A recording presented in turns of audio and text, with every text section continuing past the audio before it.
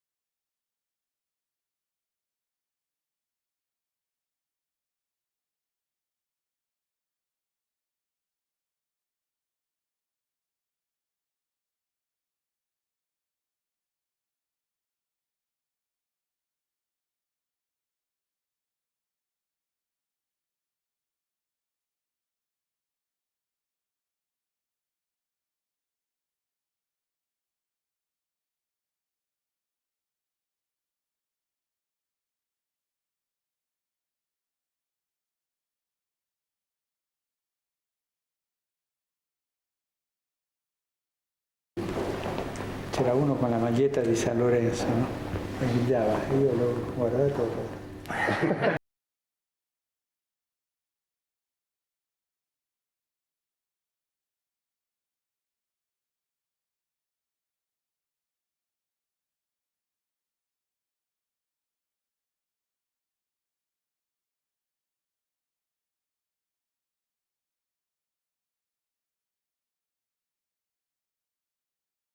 Que juguemos en su equipo. El Papa Francisco visitó México una vez. En febrero de 2016, estuvo en la Ciudad de México, Chiapas, Chihuahua, Estado de México y Michoacán.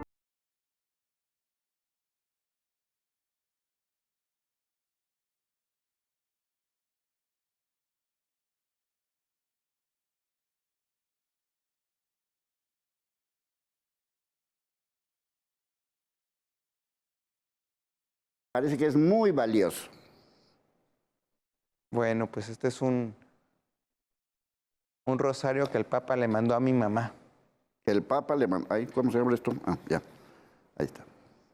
Esto es un rosario que el Papa le mandó a mi mamá y tiene una historia muy interesante. Yo trabajé por mucho tiempo en el Arzobispado de Buenos Aires y directamente bajo la dirección de Bergoglio estuve 3 años. Cuando lo nombran Papa, mi mamá me dice, oye, yo necesito hablar con el Papa y si no hablo con el Papa, yo no me voy a sentir a gusto porque yo siento que no tengo perdón de Dios y necesito hablar con alguien que me perdone. Entonces lo nombran y como que mi mamá está diciendo, a ver, ¿será cierto que sí conocí al Papa o nada más está diciéndome tonterías, ¿no? Le digo, pues déjame, le mando una cartita y yo te digo, a ver, pues pero no, dile que me hable. Entonces, pues le escribo al Papa a través de un amigo y le cuento toda la historia de lo que estaba pasando. Mi mamá tiene un trastorno demencial y estaba en una situación muy complicada, muy triste, de mucha soledad, y aparte soy hijo único. Entonces, mi mamá empieza con esta situación de que quiere hablar con el Papa y quiere hablar con el Papa. Total, pues le escribo al Papa y le cuento toda la historia y le digo, por favor, háblale. Mira, se llama así, este es su teléfono y también este es su domicilio.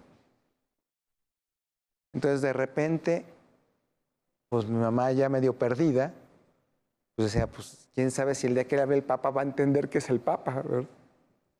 Y que le hable el Papa un 28 de diciembre, Día de los Inocentes, ¿no?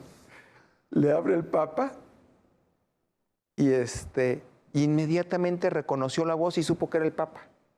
Y empezó a hablarle perfecto, ¿no?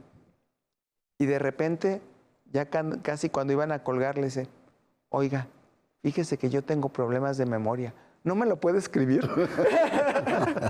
Entonces le mandó escrita lo que le había dicho y aparte, después le mandó el rosario. Me dice, cuando veas me lo mandó a través de un amigo y me dice, cuando veas a tu madre, dale esto. Ahí está, y este es el rosario. Y aquí tenemos unas fotografías que nos trajo el padre José Juan, porque ¿cuántos años trabajaste con él o cómo se dice? Mira, yo directamente para el arzobispado trabajé 7 años, el arzobispado de Buenos Aires. Ah, de Buenos Aires. Siendo él el arzobispo. Pero dependiendo directamente de él, o sea que ya era mi jefe y que tenía que responderle a él, 3 años y medio. Mi primer encargo fue como responsable del apostolado del mar en Buenos Aires. Entonces yo trabajaba con los marineros y con la marina mercante. Y muchos de los marinos con los que trabajábamos eran de origen filipino. Yo estudié teología en Filipinas, entonces pues hablaba tagalog. Ahorita yo no sé si hablo todavía, pero algo entenderé, yo creo. Pues espero que te acuerdes, porque acuérdate, el próximo Papa por ahí va, ¿eh? Y fue maestro en la escuela donde yo estudié. ¿Tagle? Sí. Ah. Entonces, cuando se entera del trabajo que hacíamos en el apostolado del mar, de hecho, yo dependía de otro obispo auxiliar, no dependía directamente de él. Y cuando se entera del trabajo que hacíamos con los marinos, sobre todo con filipinos, con ucranianos, con muchos que venían de Europa del Este, y trabajábamos normalmente cuando estaban en crisis emocionales. ¿Cuándo le hablan al cura? Pues cuando o alguien se suicidó en el barco y hay que irle a echar la bendición para que no vean fantasmas, o cuando están en crisis psicótica y les sale más barato hablarle al cura que hablarle al psiquiatra. Y yo empecé a contarle lo que yo hacía con los marineros y que trabajaba con gente en crisis psiquiátricas y en crisis emocionales. Dicen, pues esto suena como una pastoral exótica. Y después, después de ese tiempo, yo era rector del seminario de filosofía y al mismo tiempo trabajaba en el apostolado del mar. Después se cierra el seminario donde yo estaba. Y posiblemente pues yo estaba en una crisis terrible. Cerrar un seminario es lo peor que le puede pasar a alguien, ¿no? Y ser el último rector y decir, aquí se cierra el changarro, es horrible, ¿no? Entonces estaba yo en un momento muy, muy triste, incluso cuestionándome mi vocación, cuestionando qué hacía yo en la vida. Y el provincial me dice, mira, nosotros tenemos un contrato con el arzobispado y Bergoglio nos pidió que asumiéramos la pastoral de migraciones y que animáramos la pastoral de migraciones en la arquidiócesis de Buenos Aires. Y pues el padre que estaba se va por un tema de escándalo, y te toca ir a apagar el incendio. Y bueno, dice, lo bueno es que vas a trabajar con Bergoglio. Lo bueno es que vas a trabajar con Bergoglio. Bueno, ahí lo dejamos para que después nos cuente el padre José Juan, pues cómo era como sacerdote, como encargado, Bergoglio, que después se convierte, desde luego, en el Papa Francisco. Así que urgen cambios.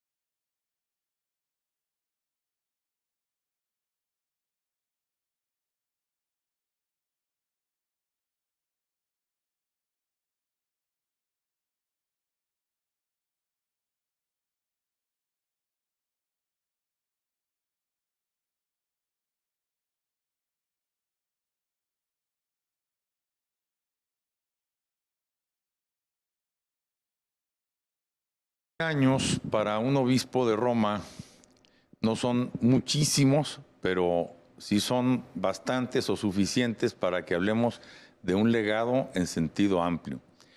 Y sin duda, el Papa Francisco comenzó el tercer milenio de la era cristiana, dejándonos 3 retos enormes a través de un hilo conductor, la educación. Los 3 retos es el cuidado de la casa común, es la fraternidad universal y la sinodalidad, que en términos mundanos podríamos decir la participación democrática o la forma de resolver los conflictos sociales que son parte de la dinámica y de la condición humana o que nunca van a desaparecer con el diálogo y no con la violencia o con la corrupción. Y todo eso, digo, mostrándonos un itinerario que conviene resaltar a propósito de las vivencias que ya se han ofrecido en esta mesa. Tuvo Jorge Bergoglio como arzobispo de Buenos Aires y antes como obispo auxiliar de esa iglesia particular y antes como religioso de la Compañía de Jesús. Creo que el proceso de conversión del obispo de Roma, que lo fue entonces hasta hace escasos días, una semana, marca como el inicio de su legado desde la raíz, desde la base, la de un hombre que viene a la vida en un continente donde la abrumadora mayoría católica de la herencia española, que en su tiempo, el siglo XVI, aliñó lo que la Reforma protestante le arrebató a la cristiandad europea en el siglo XVI, tiene una voz que se alza luego de medio milenio para representarnos a los católicos de América, pero en el hijo de migrantes italianos y por tanto como miembro de una comunidad que no solo es argentina, sino porteña, que de sobra sabemos todos, es la capital americana más europea. Digamos que el ADN del Papa Francisco, como jesuita, que es una congregación religiosa que nace en España, pero de un vasco que ha sido soldado y que se pone a las órdenes de la Santa Sede en el mejor momento o en el peor, según se vea para eso, la Reforma protestante. Y luego la era que le toca vivir, porque bueno, pues 1936 es como decir 3 años antes de que comience la Segunda Guerra Mundial. Sí, sí, sí. De modo que el niño, ya nuestros recuerdos empiezan a los 3 años, pues solo va a escuchar su infancia con anécdotas relacionadas con el gran conflicto que contamina el mundo, y por otro, con una iglesia que en Buenos Aires, después del Gran Congreso Eucarístico de 1933, va a estar profundamente vinculada con la estructura del gobierno civil, pero desde trincheras que son opacas. Entonces, Francisco tiene todo para llegar muy entrenado a ese oficio que le toca y para ofrecernos, decía yo, 3 legados que va a dejar anclados en el hilo conductor de la educación. Él hizo un pacto mundial a favor de la educación y su modelo de educación, las escuelas ocurrentes o escuelas para el encuentro, intenta adoptar un esquema gracias al cual no sea el sistema escolarizado el que le imponga al pupilo el plan de estudios, sino el que elija lo que más le acomoda a sus aptitudes, a su capacidad, a sus gustos, y con eso desarrolle y forme su carácter y su personalidad desde sus aptitudes y hacia un tejido social que se debe ser siempre o antes que nada comunitario. Entonces, los 3 elementos que desde el principio hace suyos, el cuidado de la casa común, el de la fraternidad universal y el de la sinodalidad, a través de este orden educativo o escuelas para el encuentro, creo que es la almendra del legado que nos deja el apenas fallecido Francisco. Rubén Alonso. Bueno, creo que yo les destacaría un aspecto del momento de Francisco Jorge Mario Bergoglio como Papa, que recupera el espíritu y el impulso del Concilio Vaticano II.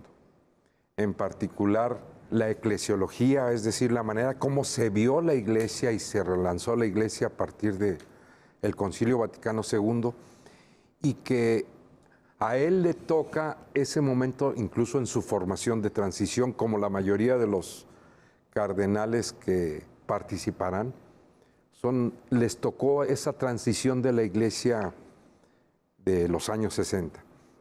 Y lo vemos siempre entre líneas, incluso con referencias explícitas a la Constitución, sobre todo la Constitución Apostólica, sobre la pastoral de la Iglesia. Bellísimo el documento, porque empieza con los gozos y las esperanzas, son los gozos y las esperanzas y las tristezas, sobre todo, de los hijos de la Iglesia, ¿no? Tuvimos un Papa, si no teólogo disciplinario, como lo podríamos decir fue Benedicto XVI, era más un teólogo. Aquí tuvimos a un teólogo pastoralista que caminó con la Iglesia. Yo creo que por lo que refiere el mismo Padre Tomás y la experiencia que tuvo el Padre Manuel en Argentina, creo que lo pinta y lo lleva al ejercicio petrino, es decir, al ejercicio de la Iglesia. Un sacerdote amigo, el año pasado, cuando el Papa comenzaba a verse un poco abotargado por el tratamiento, siendo de un rostro muy delgado, afilado, dice, ¿no te parece como que se está pareciendo a Juan 23? Y entonces yo fui a ver fotos del Papa Juan 23, el que convocó el concilio, y empezó a tener hasta una similitud física o rasgos, ¿no? Creo que si leemos a Francisco desde sus documentos, sobre todo Laudato Si y Fratelli Tutti, incluso los demás documentos que se hizo elaborar junto con las congregaciones, entonces llamadas congregaciones del Vaticano, pues vamos a ver el espíritu del Vaticano II, que se recupera el espíritu y se concretiza en un paso más adelante, que es la sinodalidad, es aprender a caminar. Es la Iglesia que camina, que no tiene planes o programas, mejor dicho, sino que va caminando para responder a este mundo en sus gozos y en sus tristezas. Y que para la Iglesia, si bien, como diría el padre Tomás, en un lenguaje muy secular o mundano sería más democrática, es una Iglesia que participa y que tiene una cabeza que la va conduciendo, ¿no? Que no se hace, no es programática, aunque el programa del mismo Papa es la segunda, lo que llamarían la segunda parte del Evangelii Nunciandi, que revolucionó a la Iglesia también en los años 70 con Pablo VI, también con el gozo del Evangelio del mismo Francisco, que termina. ¿Cuál es el programa de la Iglesia en todo caso? Un evangelio en donde te remite a un Jesús que, curiosamente, un Jesús en el evangelio que nunca está en un lugar. Siempre Jesús en los evangelios aparece caminando, siempre, y de un lado a otro. Y esa es como la imagen de lo que plantea el sínodo o la Iglesia sinodal, ¿no? Bueno, pues como pueden ver, la figura de Francisco como Papa es una figura pues importante bajo cualquier condición. Y sobre todo ahora, pues lo que sigue, porque siguen muchos temas relacionados justamente con todo este mundo católico que representa no solamente como jerarca católico, no solamente como jefe de Estado, sino también como líder mundial. Por eso urgen cambios.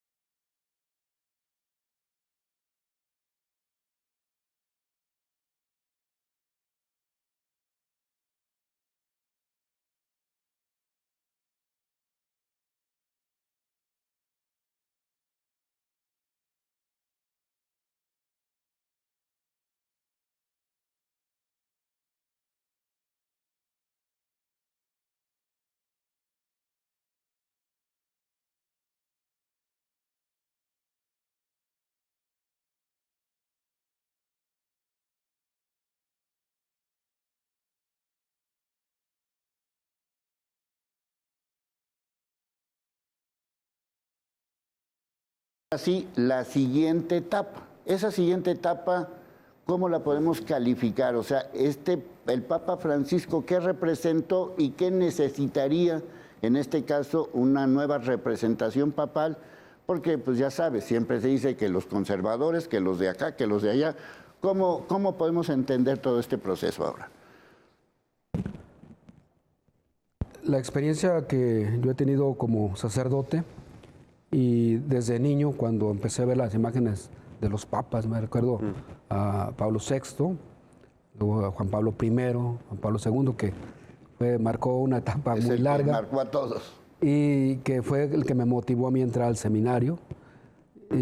Todo esto conlleva que los papas de alguna manera trabajan dentro de la pastoral de la Iglesia, yo creo que abarcando todos los aspectos, pero obviamente van a enfatizar alguno en particular. El caso de Francisco nos llevó a ver la experiencia de un sacerdote, pastor y teólogo, ¿no? Que era maestro del seminario y daba teología, pero que a la vez se iba a los barrios, estaba en Buenos Aires. Y yo creo que a nosotros como párrocos nos llegó ese mensaje muy directo de lo que un hombre intelectual, como era Francisco o Bergoglio, puede aterrizar esa teología a lo más sencillo y sublime de una comunidad parroquial. Y precisamente eso nos ha motivado a muchos, porque en esta iglesia sinodal, samaritana y de puertas abiertas, cabemos todos. Incluso la parroquia del Cerro del Cuatro que yo tengo. Perfectamente, porque ahí están los descartados, ahí están los pobres, y esa opción preferencial por los pobres que el Papa ha tenido ha marcado una pauta muy especial. La ha remarcado, la ha enfatizado, la ha subrayado. Las 4 encíclicas que nos ha heredado nos dejan un panorama para caminar mucho. Y yo creo que, al menos en lo particular, para la Casa del Migrante que tenemos en el Cerro del Cuatro, fue un gran impulso, un gran respaldo, que el Papa estuviera constantemente hablando a nivel global sobre la necesidad de ayudar a los migrantes, de acoger, proteger, promover, integrar. Esos 4 verbos que se retoman de Scalabrini y que nosotros, en una parroquia muy sencilla de gente que vive al día, puede trabajar, porque se integra no una pastoral del padre, sino de la comunidad. Cuando hemos recibido a la gente de las caravanas y a los migrantes, no es el padre, es la comunidad que ha entendido. Una comunidad pobre que ayuda al pobre, una iglesia pobre para los pobres.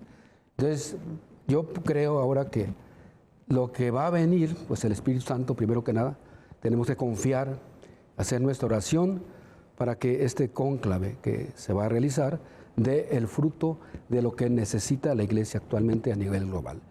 El Papa Francisco ha sido un gran reformador, un hombre que nos ha dejado pues muy claras las estrategias que tenemos que aplicar. Y yo creo que lo que venga, pues seguramente responderá también a esas necesidades. Ahorita ya tenemos el legado y tenemos que ponerlo en práctica. Con ese impulso que nos dejó, yo creo que hemos consolidado muchas parroquias, un trabajo pastoral aterrizado a los más necesitados. Bueno, justamente, Rafael, hace una semana estábamos hablando de un vacío de fe y de valores a nivel social, pues, y una semana después estamos hablando del Papa Francisco, pero justamente al final decías algo relacionado con todos estos temas relacionados sobre todo con la Iglesia Católica, para retomar ese final del programa pasado y que quedó ahora sí que directo para esta semana, ¿no? Sí, se hiló sin que tuviéramos idea de lo que venía, ¿no? Sí. Sí, hablábamos cómo el Papa Francisco se convirtió en un líder moral para todo el mundo, más allá de la comunidad de creyentes. Y pues hay un vacío ahora, sí, sin duda, ¿eh? Cuando uno mira a los líderes, los grandes líderes que quedan vivos, no encontramos uno de ese tamaño, ¿no? Ahora, para mí el Papa, y para ligarlo con tu pregunta, Leonardo, personalmente como laico, como alguien que cuando fue elegido estaba empezando mis 30s, a mí me confrontó muchísimo en mi catolicismo. Yo tenía, digamos, todo el pontificado de Benedicto XVI, a quien quise muchísimo, tomándome en serio mi fe desde un punto de vista intelectual. Empecé a estudiar, empecé a meterme a la Biblia, a la teología. Llega el Papa Francisco y me confronta y me pide, cuando lo escucho, que mi fe también se traduzca a ir afuera, a ir a encontrar a la actitud que tengo cuando trato al que sea. Un mensaje que a mí sí me cimbró porque me recordó que Jesucristo se encuentra y quiere encontrarse con todos, ¿no? Entonces, esta idea de dejarlo salir, él alguna vez lo mencionó, dice, hay que dejar salir a Cristo de la iglesia para que se encuentre con todos. A mí me confrontó y me sigue confrontando, y creo que en la medida que los católicos escuchemos este llamado que es del Señor, es de Jesús, es de siempre, que el Concilio Vaticano II hace 60 años lo volvió a poner. Todos los papas después del concilio han estado insistiendo en la necesidad de evangelizar, de salir. Y bueno, este Papa no fue excepción y fue muy enfático en eso. Católico, asume tu identidad, déjate tocar por Jesucristo y sal a tocarlo en el otro. En la medida que escuchemos ese mensaje, nosotros como católicos creo que podremos contribuir a este mundo que sí está muy descompuesto en muchos ámbitos, ¿no? Como lo habíamos platicado. Sí, y sobre todo en ese sentido, ¿no? Rubén, ¿querías comentar algo? No, sí, es que me hace referencia como en Gaudium et Spes, o sea, gozos y esperanzas del Concilio Vaticano II, el número 8 habla de dónde se encuentra Cristo. Ciertamente se habla en otros documentos, está presente en la Eucaristía, sí, donde se reúnen 2, 3 en su nombre, en el sacerdote cuando bautiza.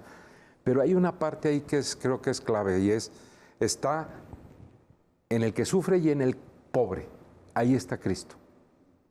Y creo que esto, bueno, al mismo Francisco le tocó, creo que en esa época de formación y de ser también formador, pues vivir el Concilio Vaticano II y cómo aplicarlo.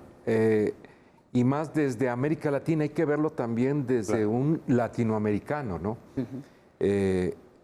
A él lo eligen en el momento en que estaba una especie como de mirar hacia la esperanza, sobre todo de católicos, el país o el continente que más católicos tenía.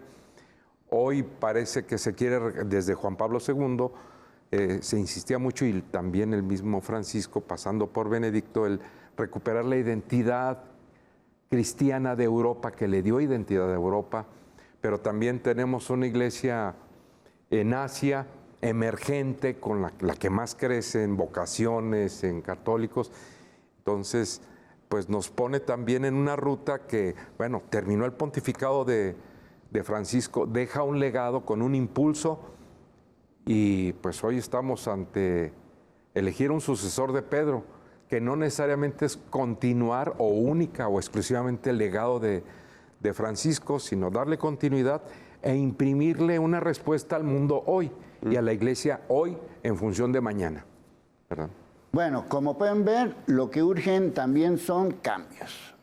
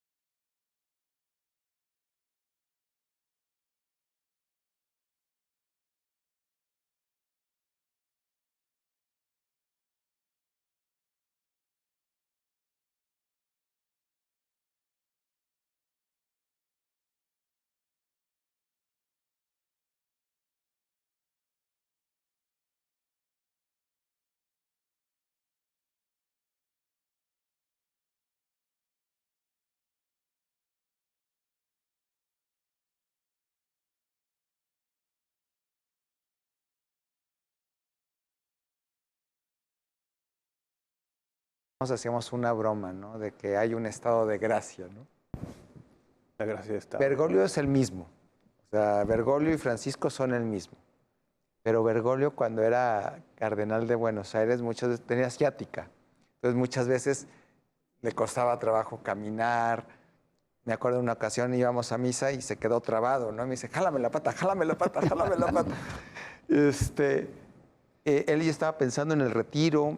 A veces iba a misa y hablaba muy bajito, entonces era todo un lío cuando iba a las parroquias, modularle para que se escuchara. Lo hacen papa y empieza a hablar normal, empieza a hablar fuerte, empieza a caminar sin problemas. Yo creo que sí lo convirtió mucho el saberse con la responsabilidad de ser un pastor para toda la iglesia y no solo para Buenos Aires. Llevó mucho de lo que él era y de lo que hizo en Buenos Aires, pero yo creo que sí entendió la responsabilidad de ser un pastor para toda la iglesia y para y no solamente para los cristianos. Y esa experiencia también la había hecho en Buenos Aires, ¿no? En Buenos Aires y teníamos mucho trabajo con iglesias protestantes, con los judíos. Incluso en algunas cosas había algunos diálogos con musulmanes, trabajábamos mucho con sindicatos, trabajábamos con organizaciones de la sociedad civil, con movimientos populares, con muchos ateos. Por ejemplo, muchos de la gente que trabajaba en la protección de trata de personas, de víctimas de trata de personas, eran ateos. De hecho, uno de mis amigos era ateo y después conoció a Bergoglio y se convirtió, ahora le hago la broma, que es más católico que yo, man. Esta experiencia de un hombre que atraía, que convencía, que no imponía, y que obviamente también a los curas nos hacía que lo siguiéramos, ¿no? En una ocasión, hablando ya con Bergoglio, le decía, oye, y de todos los curas que somos aquí en Buenos Aires, ¿cuántos te hacemos caso? Yo creo que el 25%, pero con eso es suficiente. Porque no se trata de que todos sean obedientes y que todos hagan lo que yo digo. Se trata de que se convenzan y tú convencido vas a convencer a otros. Y en mi experiencia yo creo que eso ha sido muy fuerte, ¿no? Cuando tú te convences y sabes que tienes una responsabilidad que es muy fuerte y que tienes que seguir, ¿no? Por ejemplo, a mí una de las experiencias personales que más me golpeó fueron dos. En una ocasión estábamos haciendo la misa del Día del Migrante y llega y me dice, flaco, ¿de qué tengo que hablar? Y le empiezo a contar pues, qué es lo que estaba pasando en la ciudad. Hizo la humildad de lo que yo había dicho. Entonces dices, híjole, qué importante es, o sea, decir, sí me toma en cuenta, Claro. sí me escucha. Y tengo que ponerme a estudiar y no ser burro para poder decir las cosas correctas y no regarle a lo que le digo, ¿no? Y la otra experiencia que me impactó muchísimo, por iniciativa suya hicimos una misa en la Plaza Constitución de Buenos Aires. La Plaza de Constitución, si alguno de ustedes conoce Buenos Aires, es una zona de prostitución abierta. Es una zona donde transitan más o menos 1 millón de personas al día, que une la ciudad de Buenos Aires con el conurbano sur, con todas las pequeñas ciudades del sur de Buenos Aires, y es una zona muy deprimida. Y ahí pasa un montón de gente. Y ahí quiso que hiciéramos una misa para rezar por una sociedad sin esclavos ni excluidos, y para rezar por todas las víctimas de trata de personas, por las víctimas de trabajo esclavo, por las personas irregulares. Y estaba lloviendo, entonces no podíamos hacer la misa en la plaza. Entonces me dice, resuelve. Y pues se me ocurre resolver que pues nos metiéramos a la estación de trenes y pues ahí hacíamos la misa. El problema es que la estación de trenes dependía del gobierno federal y había habido un conflicto con la presidenta en ese entonces, ¿no? Y el tema estaba muy álgido. Entonces, cuando yo voy y le pido al jefe de la estación que si nos deja hacer la misa ahí, sí, está muy bien. cuando sabe que venía Bergoglio a presidir la misa, me van a correr. Y entonces voy y le digo, el señor nos presta el lugar, pero tiene miedo que lo corran. Me acompaña Bergoglio, vamos con el señor de la estación, le pide personalmente que le dé permiso de celebrar ahí la misa, y le dice, no va a pasar nada. Y si pasa, yo me hago responsable. Pues ahí con eso podemos conocer más acerca de este legado y de todo lo que significa. ¿Qué sigue, padre Tomás? Las expectativas que tenemos, como se ha dicho en esta mesa, no únicamente los católicos o los cristianos, sino los habitantes de este planeta, de un referente moral que alcanzó con la sensibilidad que tuvo el que nos acaba de dejar una talla universal, debe tomar en cuenta, sin duda, estas tres partes del legado del que ya hemos hablado, el cuidado de la casa común. El Papa Francisco fue, como se ha distinguido el patriarca griego, un papa verde, pero a partir de los tripulantes de esta nave y dejándonos como clave la fraternidad, que es mucho más que un eslogan político, una manera de ser felices haciendo felices a los demás. Y esa ecología humana sentada en unas bases antropológicas donde el diálogo es la solución de los conflictos o lo que cauteriza las heridas más profundas, tendríamos que verlo, aquí ya lo propuse con los planteamientos de una educación para la comunidad y para el servicio, que paradójicamente sería como la contrarréplica al capitalismo voraz que a su modo el Papa denunció de muchas formas, sobre todo en la fase que lo estamos viviendo después de la Guerra Fría y de la caída del mundo de Berlín, donde se le sigue atribuyendo al dinero y a la economía lo que ésta no da. Y creo que la clave de Francisco, y que su sucesor la va a tener que recuperar sin duda como el legado, lo más denso de su legado, es que la fórmula para la vida social y pública que nos ha gobernado desde la edad moderna, y en esto ya se cuentan 500 años, no es economía más ecología igual a cultura, sino ecología más economía igual a cultura, que es la cultura para la vida, y la vida en un sentido amplio, como él la vivió, incluso desafiando a la muerte, porque creo que el testamento vital con el que se fue Francisco el lunes de la semana de Pascua transgrede todos los parámetros a los que estábamos acostumbrados, y más de parte de una persona que al filo de la edad nonagenaria y con quebrantos naturales y propios de la salud para quien solo tenía un pulmón, optó por seguir de pie hasta el final como los árboles. Y entonces talar con su ejemplo esa exclusión que tanto denunció entre los enfermos y los ancianos, porque él no obstante eso, o incluso gracias a eso, pudo mantener la figura de congruencia con la que se despidió de nosotros. Bueno, pues ahí está parte del legado, parte de los retos, parte de todos los cambios que se requieren ahora en esta etapa, no solamente para los creyentes, sino para los no creyentes, por todo lo que significa la figura de un líder mundial que, como sea, va o tiene que generar cambios. A todos, a todo el equipo de producción de información, a nuestros invitados, soy Leonardo Schwebel, cambio y fuera.